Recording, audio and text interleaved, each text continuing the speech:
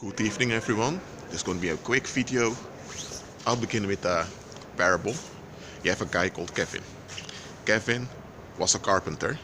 He later began his own business, his small business. He took a loan at the bank, and the loan after 5 years he paid it back.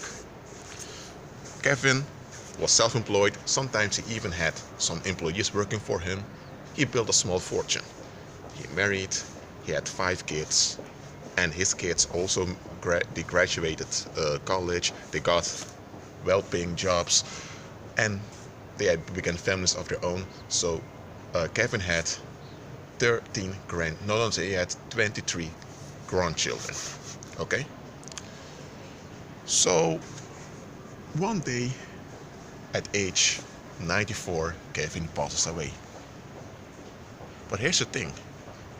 Kevin left a debt of 1.5 million euros. Why? He was scammed during his lifetime. And not only that, he also took other loans and invested in other businesses. But the thing is, those investments failed and he's left with debt. Now, though to him being an active entrepreneur and though to his companies being active, those creditors were not permitted to charge him the debt. So one day, one of the creditors files a lawsuit against Patrick, not knowing that Patrick passed away. So the civil court sends out a debt collector to collect the debt. After 9 months, they find out that Patrick has passed away. The house that he used to live in was sold. Other people lived in it. So now all the creditors that wanted to get their money realized that they've lost. By law, there was nothing they could do to get the debt because the company that Patrick had didn't exist anymore. Neither did his children nor grandchildren succeed in his business. To be frank, the children didn't even have shares in the business of their father. They had their own jobs, they had their own things. So, one of the debt collectors came up with a plan, together with the 12 creditors, and said, look, there's Lisa, she's married, she's about to have a baby soon. She's working at an hospital. We are going to charge her 50,000 euros. And we will make plain that it was that of her grandfather. Now, this happens, and Lisa's husband makes plain. Hold on a minute. I'll let the train pass by.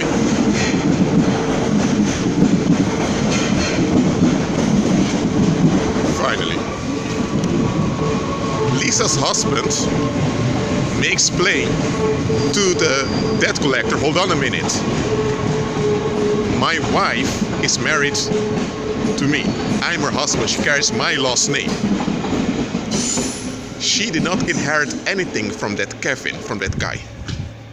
And he had the debt, not she. So we're not going to put up with this.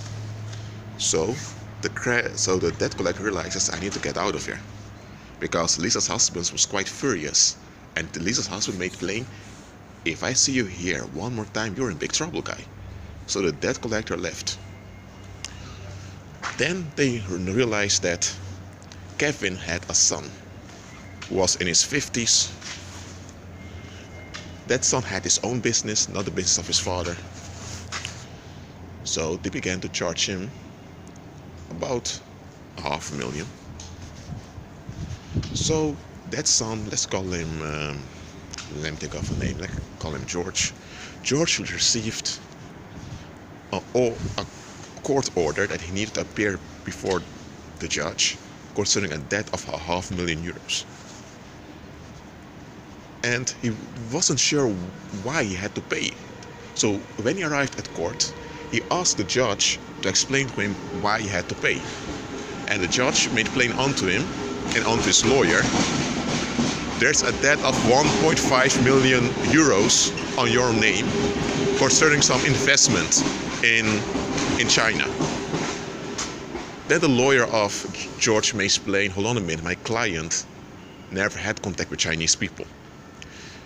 So the lawyer asks for the documents, and on the documents is written that sometime 40 to 60 years ago he made investments in some mining industry in the south of China. And the lawyer may explain, hold on a minute, Your Honor, my client didn't even exist 6 years ago. He's only in his 40s. So how's this possible? The judge, who was part of the conspiracy, held on that George had to pay 1.5 million euros. Now, hold on a minute. In this parable, what's going wrong here? Lisa's husband was aware. He had knowledge, he had understanding. George lacked understanding. Because if George had understanding, George is not stupid, he's not insane, he's not bringing himself into trouble. He's a clever guy. He's a guy that stays away from trouble, but he lacks understanding. Because the moment George received that paper at home that he had to appear before court, he immediately should have made a phone call or preferably send an email and request why he has appeared before court. And he should have asked a declaration. No, not declaration. He should have asked a file in PDF. I'm using technology. My examples, because technology is used today. He should have asked by email a PDF scan of his file, with an explanation, and how would I say? Sorry, I forgot the words. With an explanation why he had to pay this 1.5 million euros. If he would have done that, they would have been obliged by law to hand him over the file. If they would not have handed him over the file, he should never appear at court, because he's not obliged to come. Because you cannot be forced. You cannot be, made to pay for something you did not agree with by law. And if there's a debt, that debt must be an agreement between you and someone else. It can be that someone else had a debt and suddenly it is transferred onto you. By law, that doesn't happen. So George lacked understanding, and George went through a lot of headache. He had a nervous breakdown, and he even had a heart attack. And his children suffered because of it. But his wife was also devastated. Now hold on a minute. Why did George even entertain the letter to appear before court if he realized something is wrong? But George, let's say that George lives in Australia, and he sees himself as a well-adjusted Australian citizen, and that takes his societal duties seriously. Well, that's a beautiful thought, but that beautiful thought was used against him. So what am I trying to tell you with this parable? Look, you can have a good attitude, okay? But sometimes even that good attitude can be used against you. Because let's look from George's perspective. George wants to leave a good example for his children and for the people around him. Okay, and George wants to be responsible, and he is responsible. He went to court. Well, hold on a minute. It was a trap. He wasn't aware that it was a trap, but he lacked understanding. If he had more understanding, he would have spared himself a heart attack, marriage issues, and also his children would have been spared a lot of trouble. Now listen what I'm saying here. The enemy, when you are born again, you are born again. That means that you've been declared righteous. That means that you don't fall under the yoke.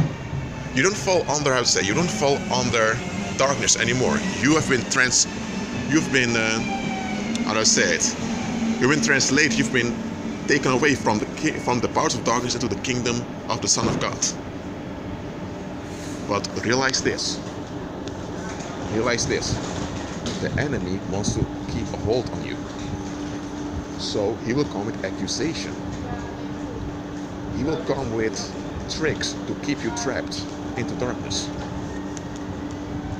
And he will use people to do this. And often those people are not aware that they're being used by the enemy.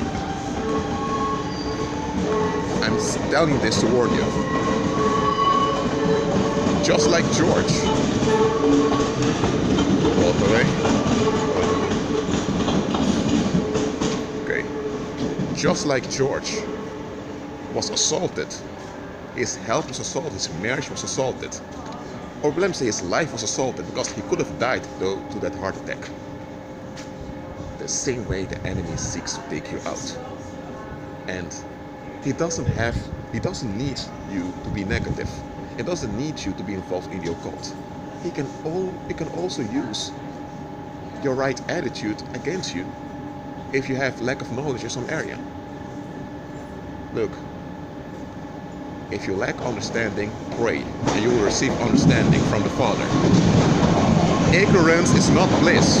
Ignorance will bring you into bondage, and ignorance will eventually kill you and will harm those around you also. So, that being said, I hope this message is clear. And I'm occupied these days, so I don't know when I will upload this to YouTube. Maybe I don't know when I will upload this. So be patient with your comments. Some comments are censored by YouTube, others are not. When I have time, I'll answer your messages. For now, be at peace.